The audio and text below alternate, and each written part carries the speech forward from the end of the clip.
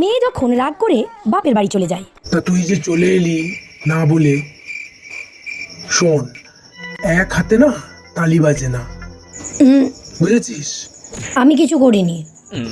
এখন চাটা খা, যেটা খাচ্ছিস সেটা খা, দুদিন থাক, মাথাটা ঠান্ডা কর, তারপর বাড়ি চলে যাবি।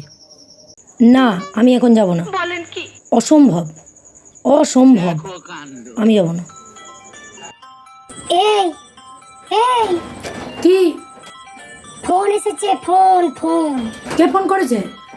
তোর শাশুড়ি ফোন করেছে। ভালো হয়েছে।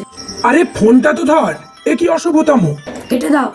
কি রে, শুনতে পাচ্ছিস না? কেটে দাও। ফোনটা ধরতে কি হয়েছে? আমি ধরবো না, কেটে দাও।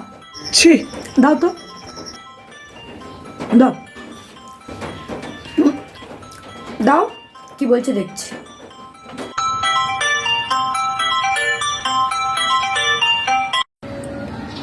হ্যালো, হ্যাঁ বলছি। শোন, যা হয়েছে হয়েছে, ভুলে যা, ফিরে আয়। সব বাড়িতে এরকম হয়।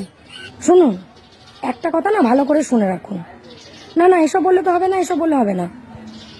আমি, হ্যাঁ, না না না না না, এসব বললে হবে না, এসব বললে হবে না। একটা কথা ভালো করে শুনে রাখুন।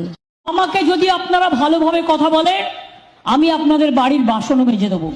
তার কারণ আমি বাসন মাজতে ভালোবাসি, রান্না করতে ভালোবাসি, আমি ধামসা বাজাতে ভালোবাসি, আমি মাদল বাজাতে ভালোবাসি, আমি হারমোনিয়াম বাজাতে ভালোবাসি, আমি ক্যাসিও বাজাতে ভালোবাসি, আমি বাঁশি বাজাতে ভালোবাসি, আমি আঁকতে ভালোবাসি, আমি লিখতে ভালোবাসি। समझ रहे हो समझ रहे हो ना